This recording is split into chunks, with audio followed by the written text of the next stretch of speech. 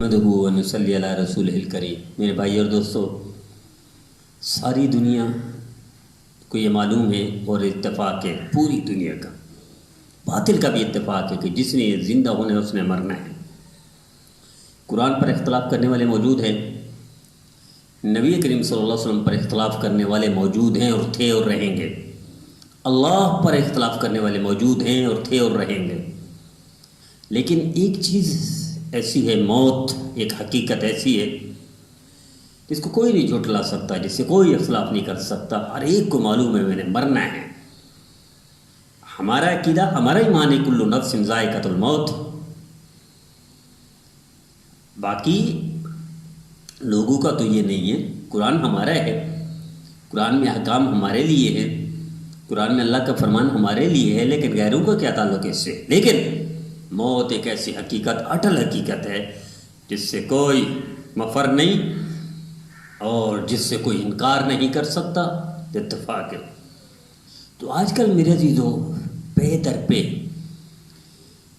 اکابر اس دنیا سے تشریف لے جا رہے ہیں۔ ان میں تازہ مثال حضرت اقدس مولانا مفتی محمد نعیم صاحب رحمۃ اللہ علیہ، جو یہاں کراچی میں پاکستان میں جامعہ بنوریہ کے مہتمم تھے، رئیس تھے، وہ تشریف لے گئے۔ انا للہ و انا الیہ راجعون، اللہم لا تحرمنا اجرہ ولا تذلنا بعدہ، انا للہ ما اخذ وله ما آتى وكل شيء عنده بأجل مسمى فلتصبر ولتحتسب۔ اللہ تعالیٰ ان کے لواحی کی ان کو صبر عطا فرمائے، انہیں ان کا درجات بلند فرمائے۔ میرے عزیزو، عرض کرنے کا مطلب یہ ہے کہ وہ تشریف لے گئے، ہم نے بھی مرنا ہے۔ انہوں نے اپنے لیے صدقہ جاریہ کے طور پر ایک مدرسہ، کئی مساجد، کئی مکاتب، کئی ادارے دینی قائم کیے گئے جو قیامت تک چلتے رہیں گے۔ سوال ہمارے لیے کہ ہم نے کیا کیا؟ کیا ہمارے لیے کوئی ایسا بینک اکاؤنٹ ہے قبر کا جو نیکیاں آتی رہیں؟